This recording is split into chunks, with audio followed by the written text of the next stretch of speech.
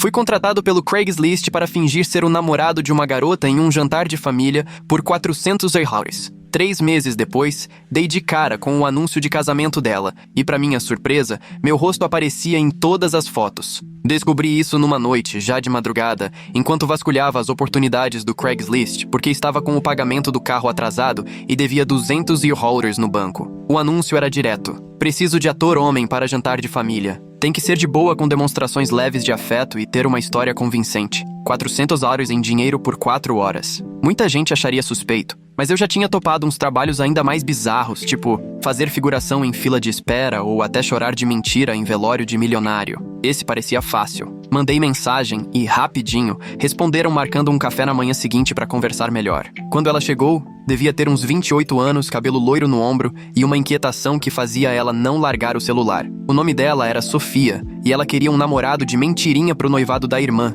que ia ser naquele fim de semana. A família toda pegava no pé dela porque continuava solteira, enquanto a irmã mais nova já ia casar e ela não aguentava mais jantar ouvindo indiretas sobre as próprias escolhas. Sofia me contou que os pais eram super tradicionais, do tipo que mede sucesso por status e netos, e que ela já tinha levado namorado de verdade em evento de família, mas a pressão espantava qualquer um rapidinho. Dessa vez, só queria passar por um jantar sem interrogatório ou sermão. Disse que minha resposta parecia tranquila e que até já tinha olhado minhas redes sociais para garantir que eu não era nenhum maluco. Gostei da honestidade dela. Ela tirou 4 notas de $100 da bolsa e colocou na minha frente, dizendo que metade era agora e metade depois, se tudo desse certo. Peguei o dinheiro e na hora seguinte, ela me passou o script do nosso namoro fake. Estávamos juntos há 8 meses, depois de nos conhecermos numa livraria. Eu era designer gráfico, o que era verdade. Ficamos próximos porque adorávamos fazer trilha e assistir filme de terror ruim. Ela tinha uma cicatriz no joelho esquerdo de um tombo de bicicleta aos 12 anos,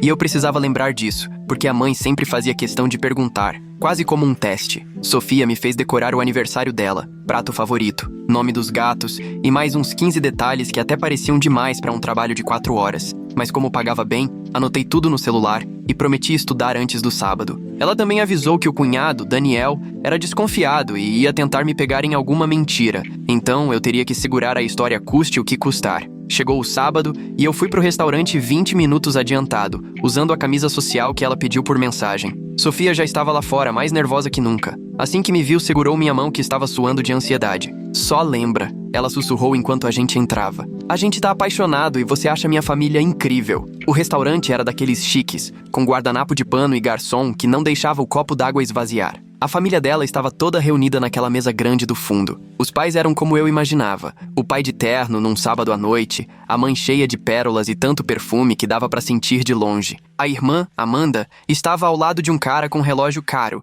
que só podia ser o noivo, Daniel. Todo mundo virou para olhar quando a gente chegou e senti a mão da Sofia apertar ainda mais a minha. A mãe foi a primeira a levantar, abraçou a Sofia daquele jeito mais pra show do que pra carinho e se virou pra mim com um olhar de quem examina. Entendi na hora porque a Sofia preferiu contratar namorados. Então você é o namorado misterioso de quem tanto ouvimos falar, disse a mãe estendendo a mão. Sou Catherine. A Sofia é muito reservada quando se trata de você. Apertei a mão dela e dei aquele sorriso ensaiado no espelho. Prazer, Catherine. A Sofia fala de você o tempo todo. Era mentira, claro, mas era o que se espera ouvir. Sentamos e começou o interrogatório. Catherine queria saber onde cresci, o que meus pais faziam, onde estudei, meus planos para os próximos 5 anos. O pai, Gerald, entrou na conversa perguntando sobre trabalho, quanto eu ganhava, se tinha dívida ou algum problema na justiça. Parecia mais uma entrevista de emprego do que um jantar, e dava para entender perfeitamente por que Sofia preferiu pagar alguém para passar por aquilo. Fui seguindo o roteiro, inventando detalhes para parecer mais natural. Falei da receita de carne assada da minha mãe quando Catherine perguntou sobre tradições de família. Contei da tal viagem de acampamento com a Sofia no verão passado, descrevendo um lugar que eu realmente conhecia, para dar veracidade. Sofia entrava de vez em quando para reforçar algum detalhe ou cortar o papo quando a mãe começava a exagerar. Depois de 1 hora, Daniel, o noivo, começou a apertar com perguntas. Queria saber qual livraria, em que seção, qual livro estava na minha mão. Ele queria me pegar. Dava pra ver. Mantive a calma, descrevi a seção de ficção de uma livraria onde eu sempre ia, citei até um livro específico e falei do comentário da Sofia sobre meu gosto. Daniel pareceu satisfeito, mas ficou me vigiando pelo resto do jantar, esperando uma escorregada. O jantar se arrastou por quase 4 horas, com prato atrás de prato e muita pergunta. Catherine quis saber nossos planos de casamento e filhos, deixando Sofia desconfortável. Gerald fez discurso sobre responsabilidade financeira e como eu tinha que garantir o futuro da filha dele. Amanda mal abriu a boca, mas olhava para Sofia com aquele ar de superioridade, como quem ganhou a corrida por ter ficado noiva primeiro. Quando chegou a sobremesa, eu só queria pegar meus $200 restantes e nunca mais ver aquela família. Mas aí Catherine soltou uma bomba que mudou tudo. Ela anunciou, com aquela empolgação de mãe que acha que está fazendo um grande favor, que já que a Sofia finalmente tinha encontrado alguém de verdade, os dois deviam passar um fim de semana prolongado na casa de praia da família, no mês seguinte, junto com todo mundo. Vai ser tão bom ter as duas filhas encaminhadas, disse ela, sorrindo para mim como se aquilo fosse uma conquista enorme. Na hora, a Sofia ficou branca feito papel e começou a balbuciar alguma desculpa sobre a agenda, mas a mãe nem deu bola e já foi falando que iam achar uma data que servisse para todos. Quando o jantar terminou de verdade e a gente finalmente se despediu, a Sofia praticamente me arrastou até o carro dela, pedindo desculpa sem parar enquanto destrancava as portas, dizendo que não fazia ideia de que a mãe ia inventar aquilo e que daria um jeito de inventar uma desculpa para não ir para casa de praia. Falei que estava tudo certo, só queria receber os outros $200 para poder ir embora. Ela pegou o dinheiro, me entregou e perguntou se eu toparia fazer mais um serviço caso a família insistisse na ideia da viagem. Ofereceu $800 pelo fim de semana, com tudo pago. Fiquei na dúvida, porque passar um fim de semana inteiro parecia puxado, mas $800 era mais do que eu ganhava em 2 semanas no meu emprego de verdade. Disse para ela me avisar se chegasse a esse ponto, que eu pensaria no assunto. 3 dias depois, Sofia mandou mensagem avisando que a mãe já tinha reservado a casa de praia para um fim de semana dali a 3 semanas e que esperava os dois lá. Ela aumentou a oferta para R$1.000. Disse que pagava todas as minhas despesas, comida, bebida, gasolina. Aceitei, porque precisava trocar meu notebook e esse dinheiro resolvia tudo. Ela me mandou um documento super detalhado, cheio de informações para eu decorar. Nomes completos de parentes que poderiam aparecer, piadas internas, uma linha do tempo do nosso relacionamento de mentira, com datas certinhas dos momentos importantes. Nas 2 semanas seguintes, a gente se encontrou várias vezes em cafeterias. Ela fazia perguntas para garantir que eu tinha memorizado tudo, me fazia posar para fotos com ela, postava nas redes sociais com legendas de casal e piadas internas. Explicou que a família acompanhava religiosamente o Instagram dela e as fotos precisavam existir para dar credibilidade. Achei estranho tudo ser público, mas ela garantiu que apagaria depois do fim de semana na praia. Quando o dia chegou, dirigi 3 horas até o apartamento da Sofia e de lá a gente foi pro litoral. Ela estava mais ansiosa do que nunca, virando xícaras de café e revisando a história 1000 vezes. No caminho, ela contou que o Daniel já tinha começado a fazer perguntas para a irmã sobre mim e estava desconfiado desse namoro repentino. Avisou que ele ia tentar me pegar numa mentira, então eu tinha que ficar atento. Chegando lá, a casa de praia era enorme, 6 quartos, varanda de frente pro mar. Catherine recebeu a gente na porta, toda animada, já foi me apresentando tudo como se eu fosse um troféu. Gerald estava na varanda com Daniel. Os dois me olharam de cima a baixo quando fui cumprimentar. Amanda e a mãe sumiram na cozinha para preparar o jantar, enquanto eu e Sofia subimos com as malas pro quarto que a gente ia dividir. Foi quando a Sofia soltou outra. Só tem uma cama, falou baixinho, meio sem jeito. Minha mãe nos colocou no quarto de casal porque acha que a gente dorme junto. Se quiser,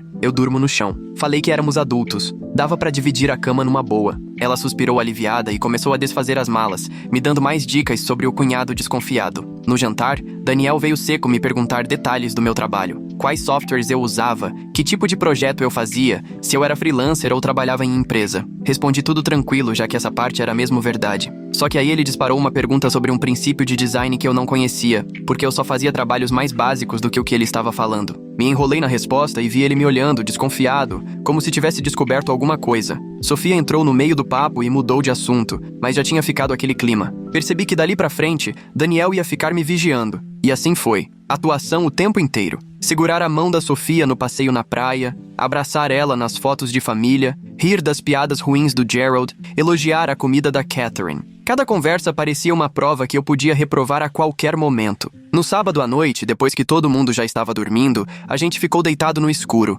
cada um de um lado da cama, até que a Sofia começou a chorar baixinho. Perguntei se estava tudo bem. Ela disse que se sentia culpada por me colocar nessa encenação. Admitiu que o julgamento da família fazia ela se sentir um lixo há anos, que contratar alguém para fingir de namorado era provavelmente o fundo do poço. Falei que não achava que era fundo do poço, era só uma saída criativa para uma situação impossível. Ela deu uma risadinha misturada com choro e agradeceu por eu ser legal com ela. No domingo cedo, Daniel me encurralou na varanda enquanto o resto da família preparava o café. Sentou do meu lado e foi direto. Eu sei que tem alguma coisa estranha no seu relacionamento com a Sofia. Disse que eu parecia um cara legal, mas os detalhes não batiam e dava pra ver que a Sofia estava forçando. Até pensei em contar a verdade, mas preferi sustentar a história. Falei que a gente estava se conhecendo, mas gostava um do outro. Ele não ficou convencido, mas largou o assunto quando a Catherine chamou todo mundo pra comer. O fim de semana finalmente passou e voltamos pra cidade quase em silêncio. Sofia me entregou um envelope com os R$1.000 e agradeceu por eu ter aguentado tudo sem sair do personagem.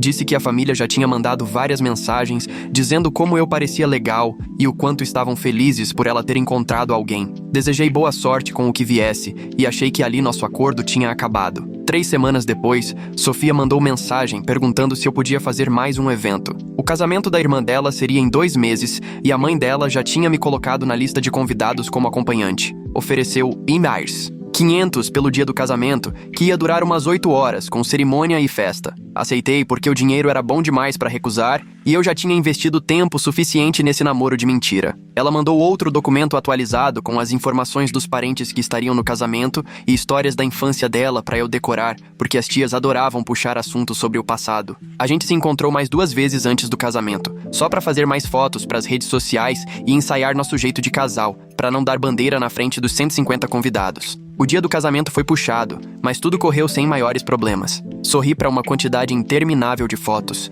dancei com a Sofia na festa e conversei com parentes curiosos perguntando sobre nossos supostos planos juntos. O Daniel não tirava o olho de mim, mas seguia à risca o combinado e não dei motivo para desconfiança. Na hora de me despedir da Sofia, lá no estacionamento, senti um alívio enorme por finalmente ter terminado. Ela me passou os R$1.500 e disse que agora a família estava totalmente convencida de que nosso namoro era real. Então a pressão tinha sumido das costas dela. Me agradeceu pela postura profissional e avisou que ia apagar todas as fotos das redes sociais nas próximas semanas. Fui dirigindo para casa, meio atordoado, pensando que tinha acabado de ganhar R$2.700 só fingindo namorar alguém por uns meses, o que era esquisito, mas pelo menos pagou 3 meses de aluguel. 2 meses depois do casamento, eu tava tomando um café perto de casa quando apareceu uma notificação no Facebook. Alguém me marcou numa publicação. Abri e meu estômago gelou. Era um anúncio de casamento, com uma foto da Sofia vestida de noiva ao lado de um cara de terno, só que meu rosto tinha sido colado no corpo dele com Photoshop.